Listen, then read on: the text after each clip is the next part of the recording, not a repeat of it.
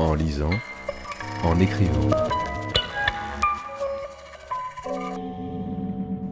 Le podcast de lecture versatile de Pierre Ménard.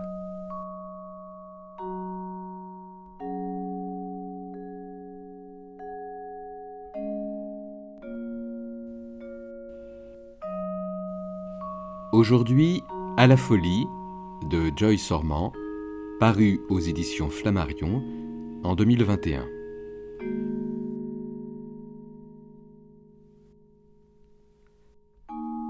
Joyce Ormand s'est rendue une fois par semaine, pendant 1 an, en observatrice, dans une unité psychiatrique. Ce récit documentaire, en immersion, entre enquête et roman, restitue dans une approche directe différents témoignages de cadres de santé, infirmiers, intermédiaires, médecins et de patients rencontrés lors de ces visites, schizophrènes, paranoïaques, bipolaires. L'autrice évite le voyeurisme d'une galerie de portraits au-dessus d'un nid de coucou en mettant tout son talent romanesque pour relater l'enfermement et la surveillance des malades. Elle s'efface discrètement derrière la parole de ceux qu'elle côtoie pour nous faire découvrir la personnalité des soignés et des soignants, ainsi que les protocoles mis en œuvre par ces derniers en interrogeant la définition artificielle de normalité. Un témoignage sur la psychiatrie d'aujourd'hui, en même temps qu'une réflexion sur la folie. J'imaginais un bloc de silence posé au milieu de la ville. Sa présence massive, intimidante. J'imaginais une ombre étale et opaque comme un lac. J'imaginais un champ magnétique, révélé par une faible tension électrique sur la peau à l'approche du bâtiment. Une onde secrète formant un anneau protecteur et dissuasif autour des lieux. J'imaginais qu'on m'arrêterait à l'entrée, qu'on me demanderait de décliner mon identité, de présenter un badge, le motif de ma venue, de signer un registre, de donner des gages, qu'on apprécierait avec professionnalisme mon allure générale, qu'on scruterait mon visage à la recherche d'un rictus, d'un symptôme, une bouche qui tombe, un regard de biais, un spasme, une preuve. Je me composais une mine de circonstance, une tête innocente, une expression de bonne citoyenne, avec si peu de naturel et de décontraction qu'en réalité je me signalais immédiatement comme suspecte. J'entrais ici pour la première fois et je ne savais pas y faire. Les 2 agents d'accueil postés derrière une vitre teintée ne m'ont rien demandé.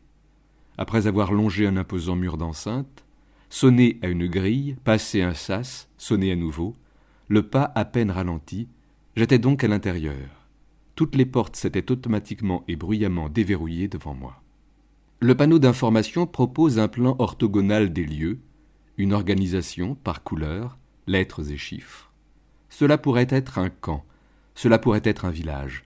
C'est d'abord un grand parc que délimitent des rangées de platanes, des allées bitumées, des massifs de fleurs et de parkings, des pavillons anciens et des unités contemporaines, un mélange d'architecture administrative et de briques 19e. Je repère le secteur 4 en jaune sur le plan. Il faut suivre les flèches et les bandes de peinture au sol.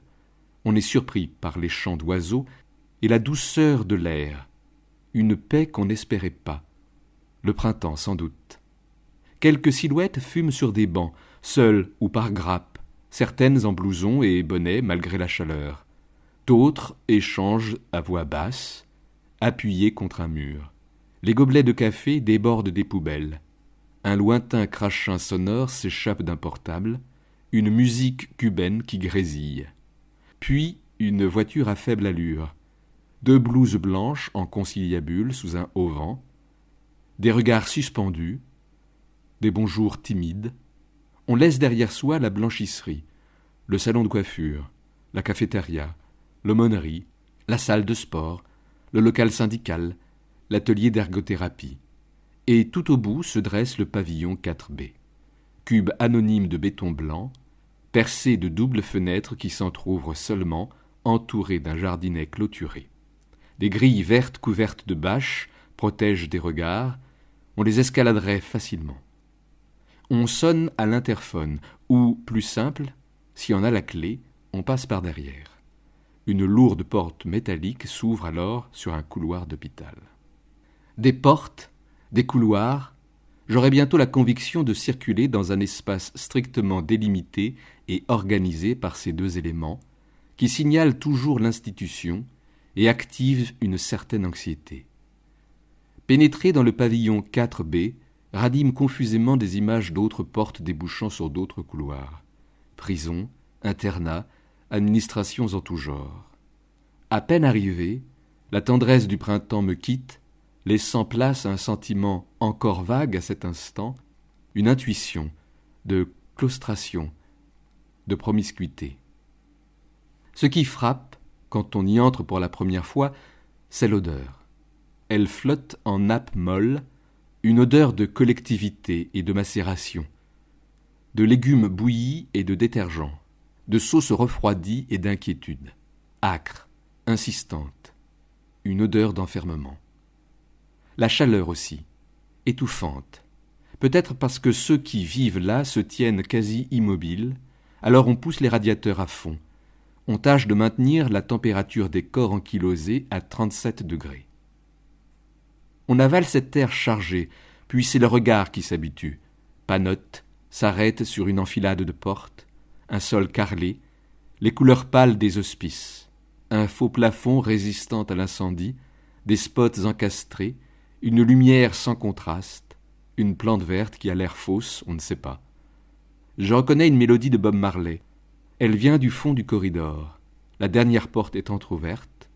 Je vois bientôt dépasser un pied nu et potelé de femme qui n'ira pas plus loin, et dont la fixité m'impressionne. Un pied menaçant, réprobateur, ironique. Je n'imaginais pas qu'un pied puisse être aussi expressif. Je n'imaginais pas que mon premier contact ait lieu avec un pied, que l'humanité m'apparaisse sous cette forme burlesque et inquiétante, que ce morceau de corps me souhaite ainsi silencieusement la bienvenue, ou peut-être au contraire m'intime de fuir. La première chose vivante que j'aperçois ici est ce pied. La seconde, alors que ce matin le service semble désert, est un homme en survêtement floqué du logo de l'hôpital qui fait les 100 pas, des allers et retours pendulaires, déambule, puis s'immobilise, et ne rend ni bonjour ni sourire.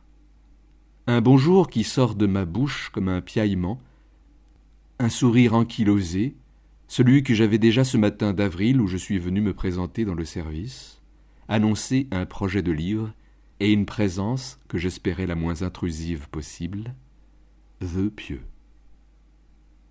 Pendant 1 an, tous les mercredis, l'autorisation m'a été accordée de circuler librement dans le pavillon 4B qui comprend 12 lits et une chambre d'isolement.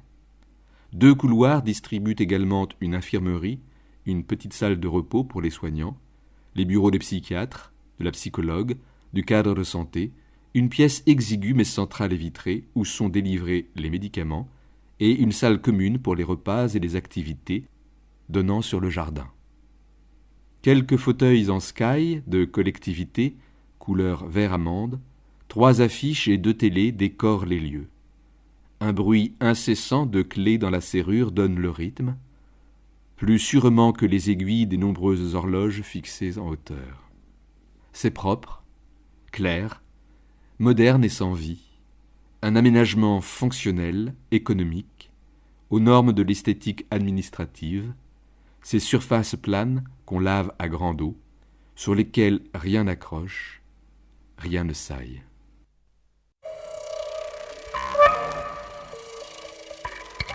En lisant, en écrivant.